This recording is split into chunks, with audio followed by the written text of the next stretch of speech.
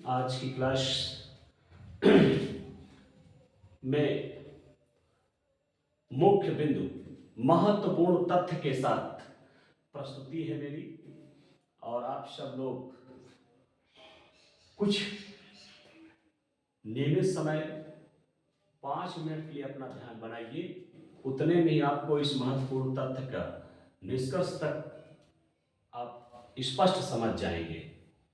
तो सबसे पहले यह है कि जो महत्वपूर्ण तथ्य है वो है निर्देशन एवं परामर्श दोनों के एकदम मेन बिंदु क्या है जो आपको कंपटीशन में आंसर को चूज करने में कंफ्यूज होता है, वो आज स्पष्ट क्लियर हो जाएगा मेरी क्लास में। तो आप सब लोग बिल्कुल ध्यान बनाए रखिए। जैसे ही हेडिंग डालते हैं उसके बाद में उत्तर आपको लिखते और समझाते चलूंगा। आप सब लोग ध्यान रखिए। देखिए, निर्देशन एवं परामर्श,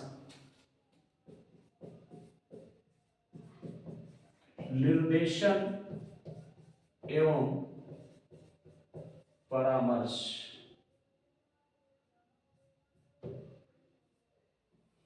निर्देशन एवं परामर्श दोनों के बीच के जो मुख्य बिंदु हैं वो आज इस क्लास में आपको स्पष्ट कर दी जाएगी, क्लियर कर दी जाएगी। तो सबसे पहले देखेंगे निर्देशन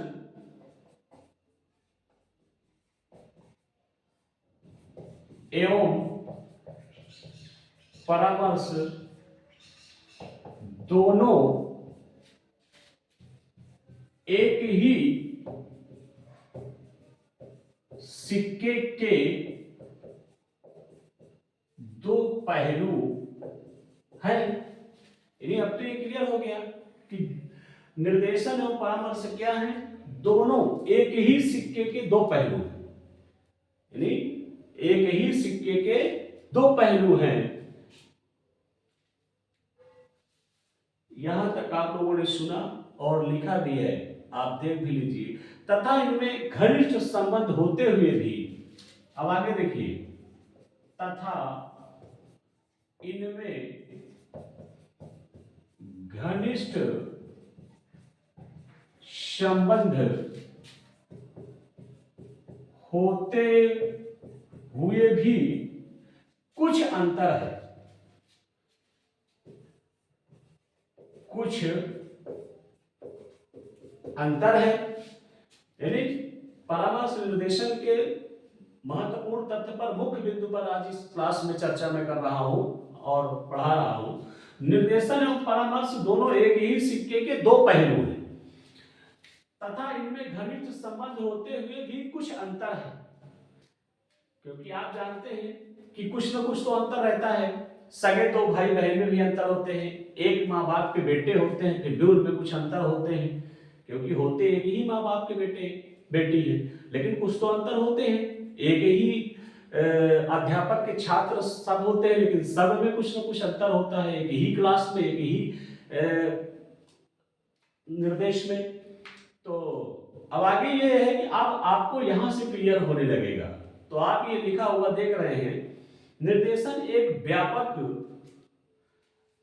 क्रिया है। तो सबसे पहले निर्देशन देखिए, निर्देशन एक व्यापक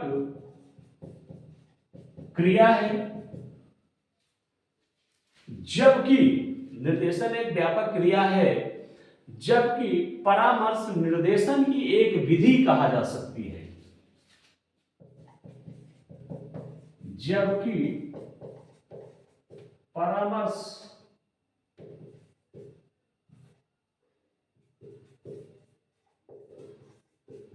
निर्देशन की एक विधि कही जा सकती है। अब आपको यहां तक समझ में आ गया होगा, लेकिन अब जो अंतिम में मैं एक दोनों के बीच का बिंदु लिखूंगा, वहां से दोनों क्लियर हो जाएंगे। आपको तो परामर्श निर्देशन में निहित है। परामर्श निर्देशन में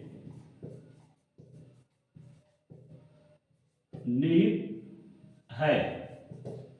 एक बार इसे आप देख लीजिए और पुनः समझ लीजिए, फिर वीडियो को री स्टार्ट करके लिखिएगा। सबसे पहले एक महत्वपूर्ण तथ्य, निर्देशन एवं परामर्श के दोनों के महत्वपूर्ण तथ्य क्या है, मुख्य बिंदु क्या है। निर्देशन एवं परामर्श दोनों एक ही सिक्के के दो पहलू हैं तथा इनमें घनिष्ठ संबंध होते हुए भी कुछ अंतर है। दोनों एक ही सिक्के के दो पहलू हैं, घनिष्ठ संबंध होते हुए भी कुछ अंतर है। अब जो अंतर है वो नीचे है।